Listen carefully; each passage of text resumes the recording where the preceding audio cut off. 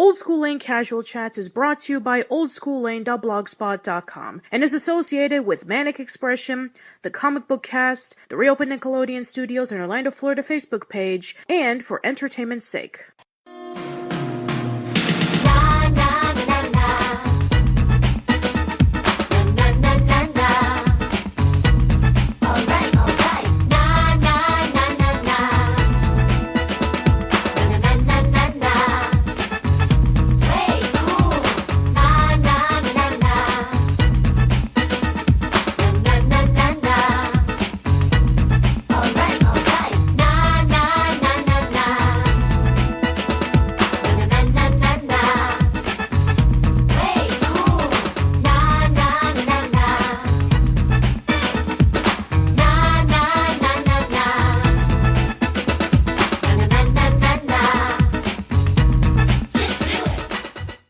Everyone, welcome to a brand new episode of Casual Chats. I am Patricia, and we are continuing Clarissa Explains It All month with basically just a discussion about the show. I have a special guest with me. Why don't you introduce yourself? Hi, I'm Christina, and longtime Clarissa fan, longtime classic Nick fan in general, so got a lot to chat about. Yeah, and you might also remember her. She joined us alongside with Kevin and I. We interviewed Paul Germain and Joanne Solibahair about a year ago at this point.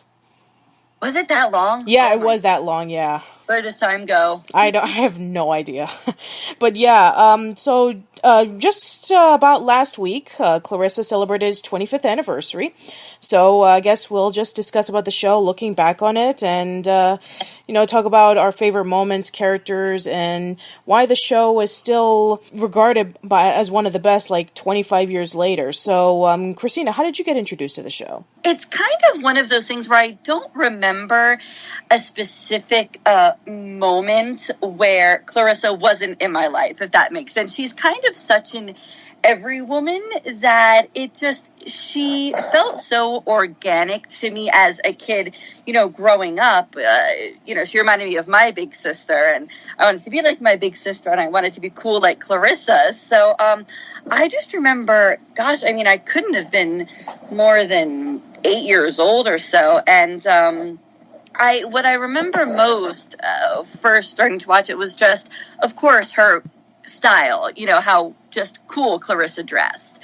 And I so wanted to emulate that because the way she mixed patterns and all the textures and everything, she was just the coolest, but cool in a way that didn't feel inaccessible to me as a kid. She wasn't like the untouchable, most popular girl in the school. Clarissa had her issues, her insecurities, but she was just her own person. And that's sort of, I guess what appealed to me as a kid, showing this young girl kind of being able to march to the beat of her own drummer. And even when she didn't have all the answers, she still was doing her best, to navigate life, navigating junior high and growing up. So that's sort of how I got into it and sort of my big impressions of it. Yeah, as for me, I guess I would kind of feel the same way, in which I always used to see her a lot on TV. Now, I was a bit young when the show first debuted, but I guess over time, like as the seasons progressed, like around the later seasons, I started to become old enough so I can be able to watch the show, and I kind of saw Clarissa as like this huge influence, somebody that you can look up to, because it was like you said, she was the kind of person who not only had various tastes in things from music and video games, and talking about like how annoying her brother Ferguson was, and how much that she liked wanting to become a woman growing up, getting her driver's license and all that stuff. Just like you were saying, she was very accessible. I mean, it wasn't like in previous TV shows for teenagers in which, there has to be a popular person, there has to be the good-looking person that everybody strives to be, but you can never really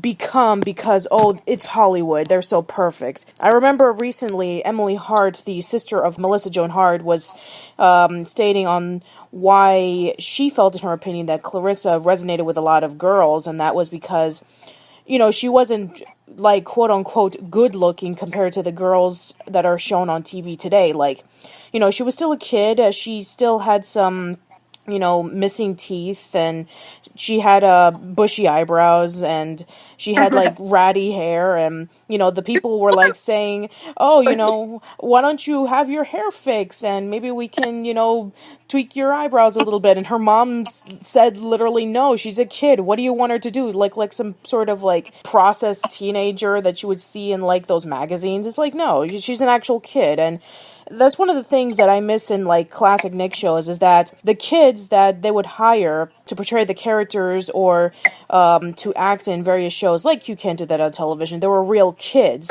I mean, literally for a lot of them, they were just real kids that they got from like the neighborhood, and they just acted. And a lot of them, they looked real. They looked like kids that you would know from school. And Melissa Joan Hart's portrayal of Clarissa was that. She was the everyday kid.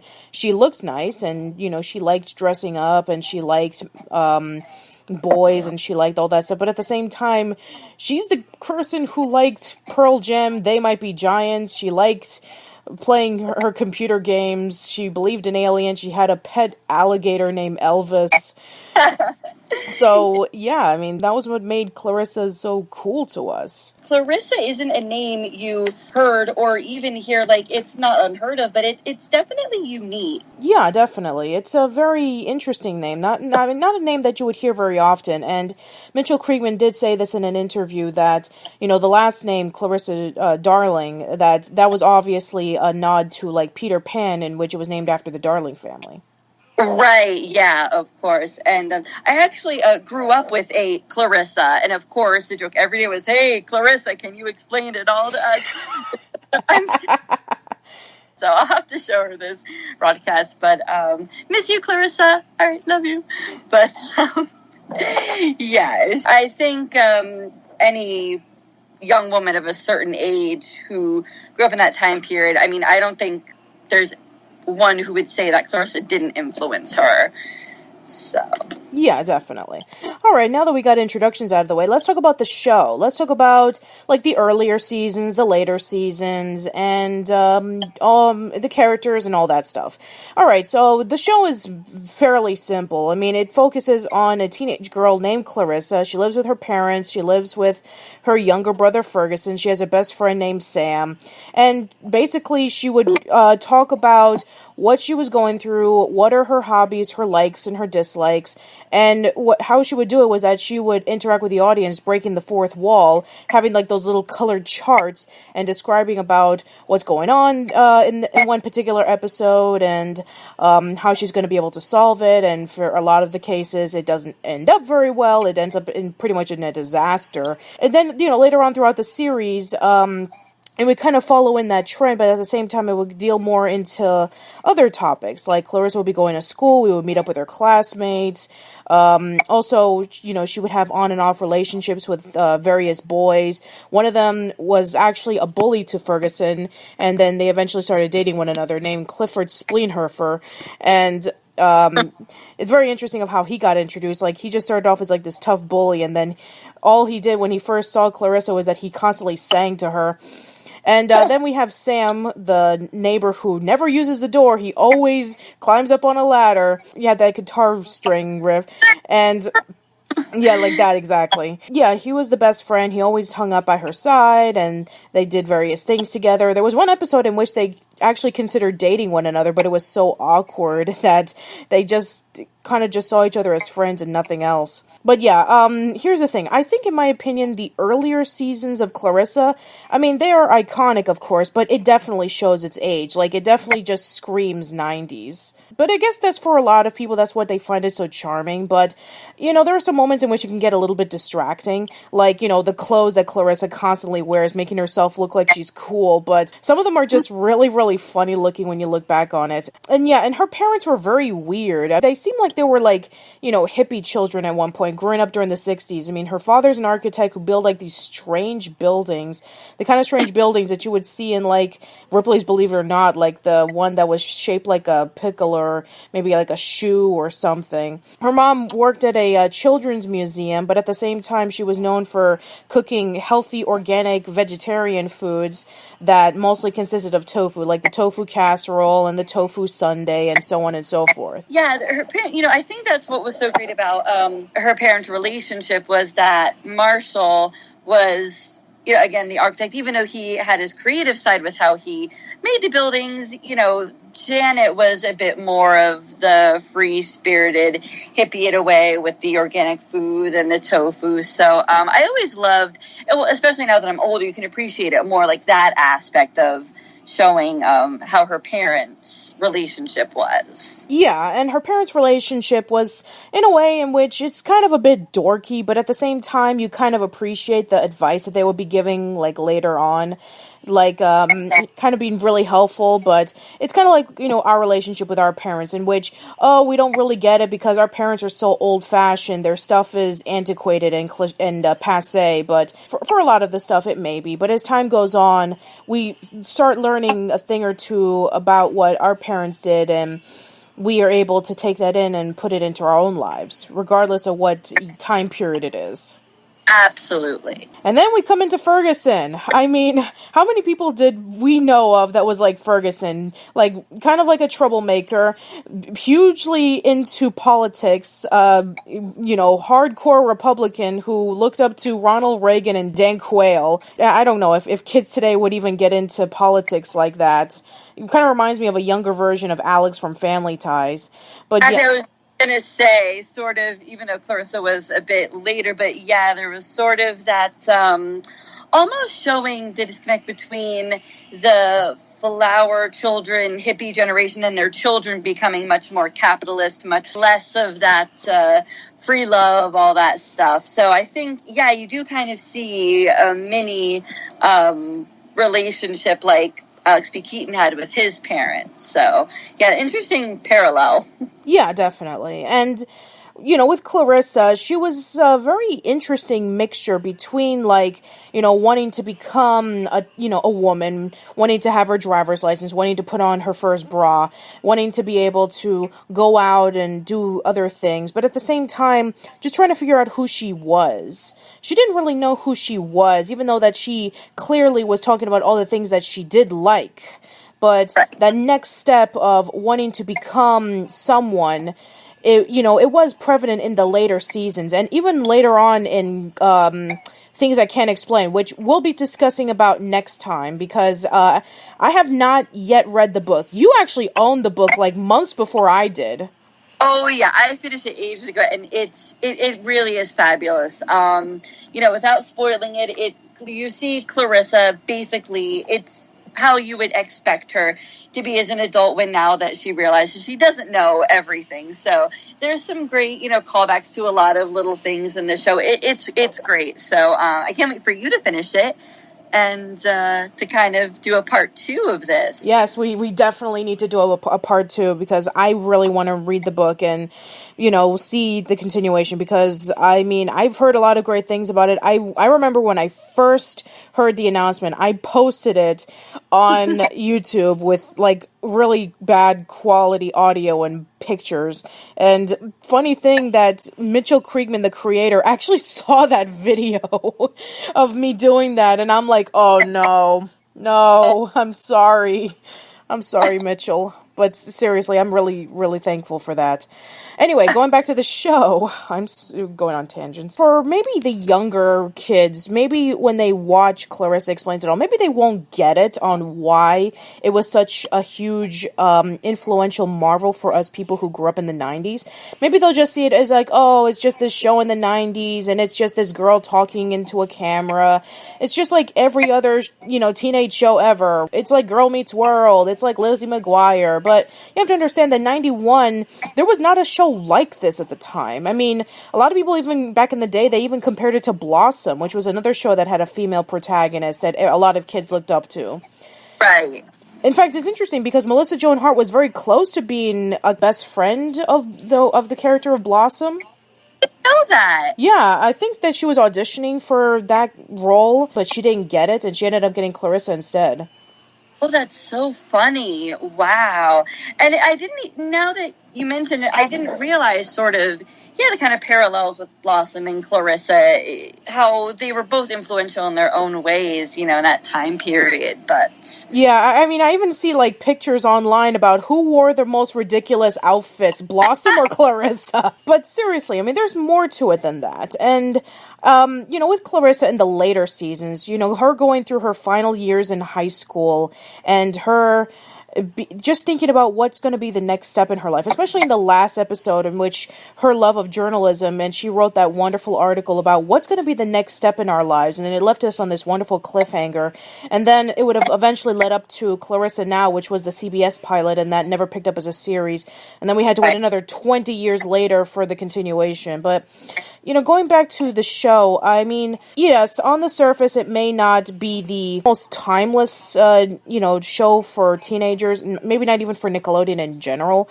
but I think it is one of the most influential for a whole bunch of other shows. I mean, it was able to break mold of what to portray a teenage girl as, because Clarissa was both, loving outfits, but at the same time, she liked playing computer games. Like, I remember, even back in, 2006, 2007, when girls were starting to play more computer games online, like World of Warcraft, and there was all these jokes about, oh, there's no girls on the internet or something. It just really made me angry. Oh, yeah, absolutely. Yeah, she really was a pioneer in that aspect of computers not being as common, not in every single household. Certainly, a lot had them, but nothing like it is today. So for her to have that skill set, I think that said a lot about how forward thinking that character was, about how savvy she was, and she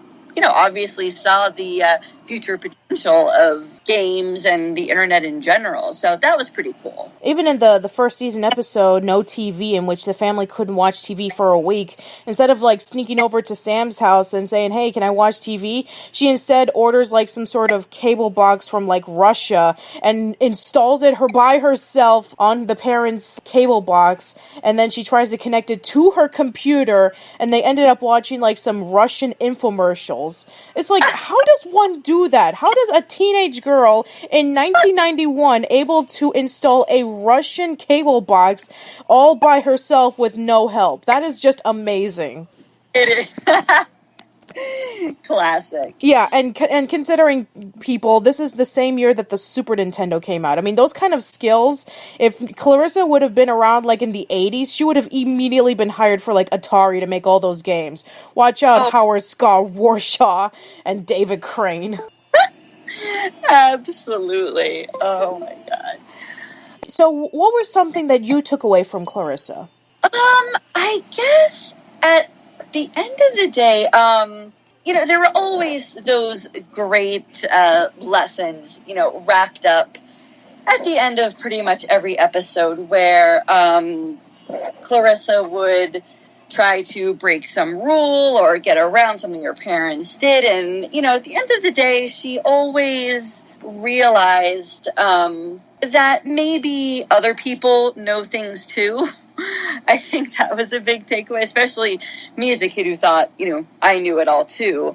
She was open to not just learning new things, but she always also was able to sort of admit when she was wrong. I thought that was pretty powerful. And just the offbeat humor of it too. I love the episode. I don't know if it was more than one. Maybe you can refresh my memory. But the episodes with Aunt Mafalda, when she would come to town. Oh, yeah. She was in there twice. There was the one episode in which they wanted to kick Aunt Mafalda out, and they try to make up that story about that her dead husband was, spooking around the house. And they were making fun of her because, oh, she's Canadian, eh? Yeah. Seriously, I know like 3 Canadians on various associated websites like Manic Expression and Comic Book Cast, and they do not say A at the end of every single sentence. I have no idea who came up with that stereotype, but I think they should get rid of that stereotype now.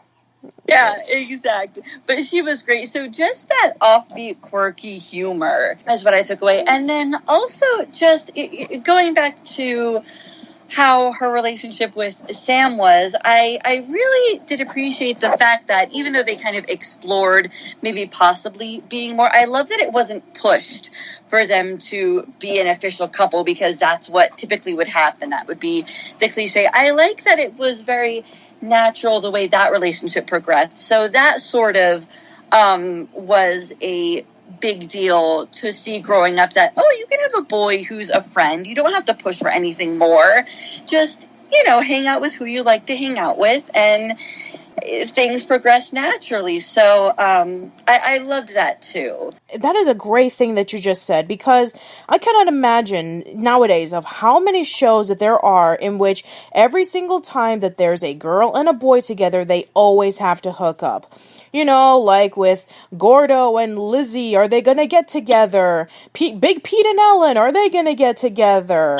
And, a whole bunch of others. It's not even crazy about how many are there. And yes, that's one of the good things, is that the relationship between Sam and Clarissa is just just two best friends who've done a lot of things together. They're a boy and a girl who are friends, but they're not boyfriend and girlfriend. And I like that it was able to keep it ambiguous enough that, who knows, maybe they could end up together. But for the most part, it just didn't happen, because there was an entire episode of Clarissa Explains It All in which, hey, guess what? They just didn't like each other that way. And you know what? That's perfectly fine. I mean, we already have enough TV shows out there where people are just going crazy with shipping characters, which I'm not going to say anything bad about people who do that. I mean, do whatever you want. But it's just refreshing to see that, just because there's a show that has a girl in it, it doesn't have to always involve with romance. Exactly. And even though, obviously, Clarissa talked about boys, and that's a big part of growing up, but that wasn't really a focus of the show at all. I mean, it would come up as her relationship with, Cliff, of course, and Sam, but that was more a side aspect to it. So I think that's important too, that a show with a teenage girl character doesn't have to just be all boys all the time, or that's all she thinks about, Exactly. Overall, with Clarissa being 25 years old, I think that it's a show that at least at one point in all of your lives, you do need to watch. All the shows that are coming out now, everything from Lizzie McGuire to even recently with Girl Meets World, this is where it all stemmed from. It all stemmed from a teenage girl going through her everyday life. It stemmed from, having kooky parents, an annoying little brother, a best friend, her talking about issues that a person's going through, learning life lessons that isn't constantly shoved into your throat. A relatable character that likes numerous things and maybe just quirky things that you don't see every day, but at the same time you totally understand. It's definitely one of the shows that was definitely ahead of its time. It's, it was a trendsetter that people, that creators still do to their shows even today. On the surface, it may not look anything special. It definitely has that feel that, this came out in the early 90s. This is one of those shows that I would love to see come back redone. I would love to see a modern take on Clarissa, maybe update a little bit, like Clarissa discussing about today's issues, having Ferguson, maybe having some sort of other obsession that isn't politics, or maybe the mom, instead of her cooking vegetarian food that's gross, having her maybe cook exotic foods, like, because, there are so many organic restaurants nowadays that are being opened, like, exposing a whole bunch of different cuisines. I would love to see, like, kids who grew up with, like, pizza or something like that coming home and saying, today we're having Chinese food, or today we're having Indian food. I would love to see that. Or even, I mean, dare I say, even a spinoff of in the future it being Clarissa's daughter, perhaps. Who knows? Maybe. You know what? I was just going to say that because nowadays that has been so hugely popular with continuations of these shows. Girl Meets World and Fuller House are huge examples on that. And I would not be surprised if Nickelodeon would cash in on that trend because Girl Meets World has been getting more popular, especially with the later seasons. And Fuller House, I've been hearing some people saying good things about it. I've been hearing some people saying bad things about it, but I haven't seen it yet. Maybe I'll check a look into it. I know you've seen it, right? Oh yeah, I've seen. I'm actually saving the finale, but I've seen everything else. And it's great. It's everything you would expect. It's all the nostalgia. And I think there is obviously such an appetite for this that there's no reason why Clarissa can't be a part of that. Yeah, and it's kind of funny that, when the show was ending, they didn't want to continue with Clarissa because they thought that Melissa Joan Hart was too old to portray as Clarissa anymore. They wanted younger kids, and you know what? It would be kind of ironic if they ever do decide to pick up Clarissa in a spin-off series featuring her daughter and, Melissa Joan Hart coming back as like the mom or something. You know what? I mean, that would just be really interesting to see. I mean, with Nickelodeon nowadays, seeing the nostalgia and seeing how the Splat has been able to become a huge success and, the Hey Arnold TV movie coming out, there's going to be a Legends of the Hidden Temple TV movie. I mean, if they want to cash in on this, they have to do it now. Yes, exactly. Start casting. I'm waiting. I'd be right there watching every episode. I think that would be a great idea. So we'll see. Yeah. Who should play the daughter, though? Ooh. Oh, my God. That's a good question. I mean, I don't know if there's anyone the right age who would be like a big... I mean, I kind of like the idea of it being open, getting an unknown, just... I love that. Another young girl a chance to start the same way Melissa Joan Hart did. So I would love that. I know, so... We'll see. Yeah, we'll definitely see. I mean, Mitchell was interested in continuing the story of Clarissa. Let's just see if maybe he'll get the opportunity to continue the story, whether it be another book or hopefully, Nickelodeon would pick it up for another TV series. Exactly, yeah. I would love another book, too. I'll take whatever I can get. So definitely, I think there's a lot more to explore with this character, with that whole world. I see no reason why there shouldn't be something else out there created. Yeah, definitely. All right, well, I think that should wrap things up. Thank you so much for listening to this episode of Casual Chats. Please let us know in the comments below on, your opinions on Clarissa Explains It All. Maybe if you're a newcomer, what have you enjoyed it?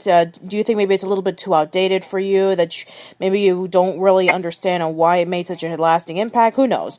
Anyway, so yeah, that should be it. Tune in next time for another installment of Clarissa Month. And Christina, I can't wait for us to come back, for you to come back again so we can discuss about things I can't explain. I'll be here. All right. Good night. Good night.